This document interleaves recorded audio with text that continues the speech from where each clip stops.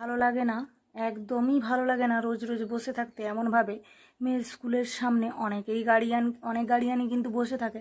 আর সকাল সকাল দেখো আমার পিনটা পুরো ভেঙে গেছে আর কি। তো তাই জন্য ঠিকঠাক করে শাড়িটা পিনও করা হয়নি এক্ষুনি।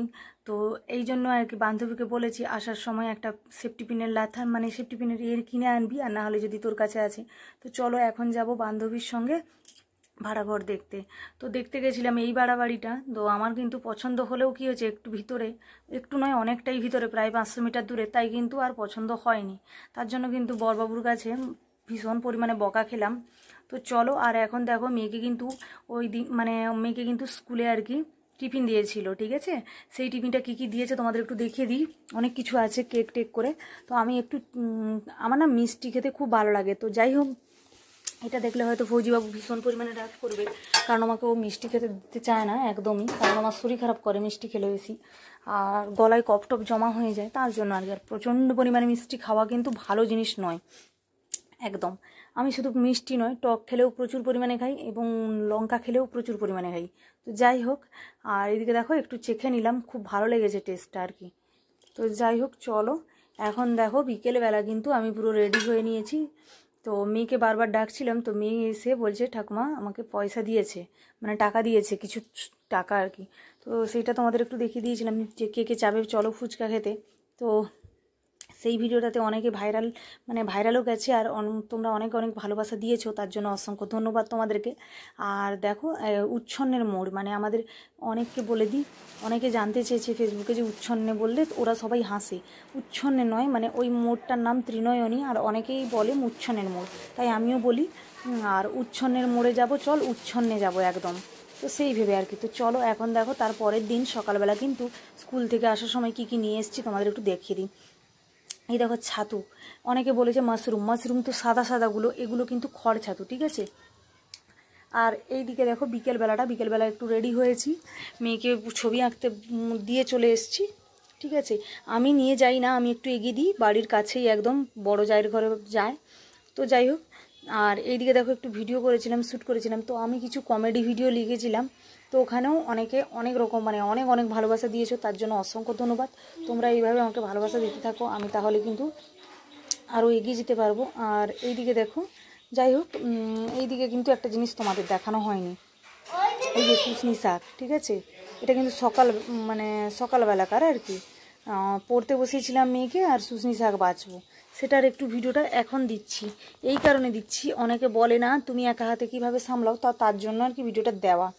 তো যাই হোক, আর এইদিকে দেখো ভালো করে, তার পরের দিন আবারও কিন্তু শাক নিয়ে এসেছি ফ্রিজ থেকে বের করে। একটু ভালো ছিল না শাকটা, কারণ ভালো না থাকার একটাই কারণ, যেদিনের শাক সেদিনই খাওয়া ভালো। ফ্রিজে রেখে কিন্তু শাক খেলে না বুড়াটে মানে একদম টাইপের হয়ে যায়, বুড়ো মতন লাগে খেতে, আর ভালো লাগে না।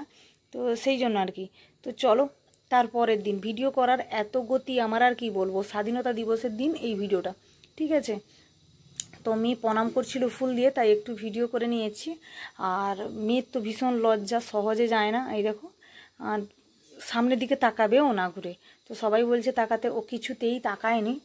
আর আমিও একটু ফুল দিয়ে নিয়েছিলাম। তো ঠিক আছে। আর সত্যি কথা বলতে একদম ভিডিও করা হয়নি কয়েকদিন ধরে। আর স্বাধীনতা দিবস হচ্ছে তার 2 দিন আগে থেকে মাইক বাজছে। কি বলবো, বাঙালির এত এত পার্বণ, 12 মাসে 13 পার্বণ, তবুও বাঙালির শখ মিটে না, আমি বুঝি না কেন। তো যাই হোক, এটা কিন্তু স্কুলের প্রোগ্রাম, ঠিক আছে। স্কুলের আমাদের গ্রুপে পাঠিয়ে দিয়েছে, আমি কিন্তু স্কুলে যাইনি প্রচণ্ড পরিমাণে বৃষ্টি হওয়ার জন্য।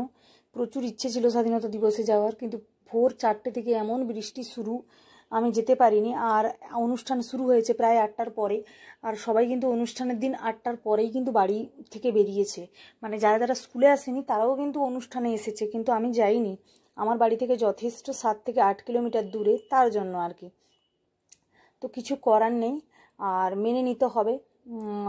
যেহেতু ভাড়াঘর পছন্দ হয়নি যে ভাড়াঘরে গিয়ে থাকবো, মেয়েকে হয়তো একটা ভালো টিউশন দিব, তা কিন্তু আর হচ্ছে না, এই হচ্ছে সমস্যা। তো সমস্যাগুলো সমাধান যে কবে হবে আমি জানি না।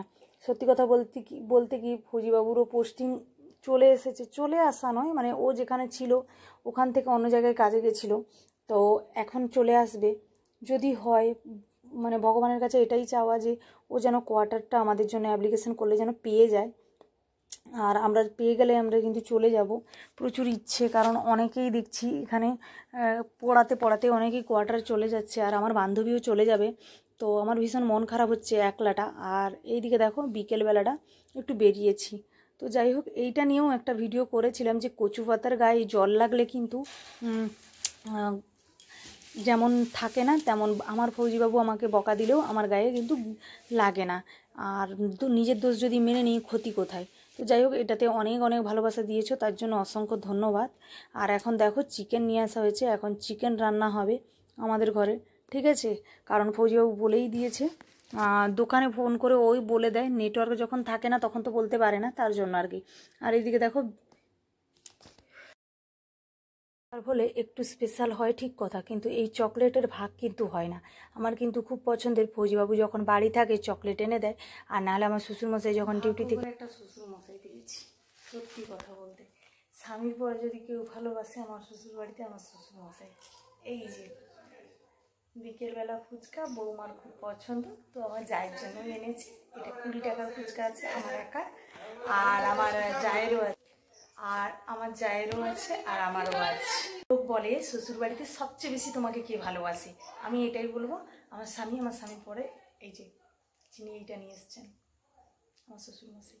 চলো যাই হোক, আর এইদিকে দেখো ফুচকা। আর কার কার ফুচকা খেতে ভালো লাগে অবশ্যই কমেন্ট করে জানিও। তো ব্লগটা কেমন লাগলো তাও জানিও। রোজ রোজ কিন্তু কাজ বাজ দিই না, রোজ রোজ এখানে ওখানে যাই, সেটাও দিতে কিন্তু ভালো লাগে না। তো যাই হোক, চেষ্টা করি একটু আলাদা করার। তাও তোমাদের যদি ভালো লেগে থাকে কোথাও একটু, অবশ্যই কমিউনিটিতে গিয়ে like comment share and subscribe করতে ভুলো না কিন্তু। এবং সময় মতন আমি তোমাদের কাছে চলে যাব, নো টেনশন। আর সবাই ভালো থেকো, সুস্থ থেকো। আর এদিকে দেখো, তার পরের দিন কিন্তু এটা হচ্ছে মানে কি বলবো, শ্রীকৃষ্ণের জন্মাষ্টমীতে আর কি এই প্রসাদগুলো দিয়েছে ঠাকুমা, আরও অনেকেই। আর এই যে দেখো, ঠাকুমার ঘরেও দিয়েছে, অনেকজন জায়ের ঘরেও দিয়েছে, আরও অনেক প্রসাদ আছে মিটসেলে। যাই হোক, সবাই ভালো থেকো, সুস্থ থেকো, সবাইকে টাটা। সবাই সাথে আবার দেখা হবে পরের কোনো ব্লগে।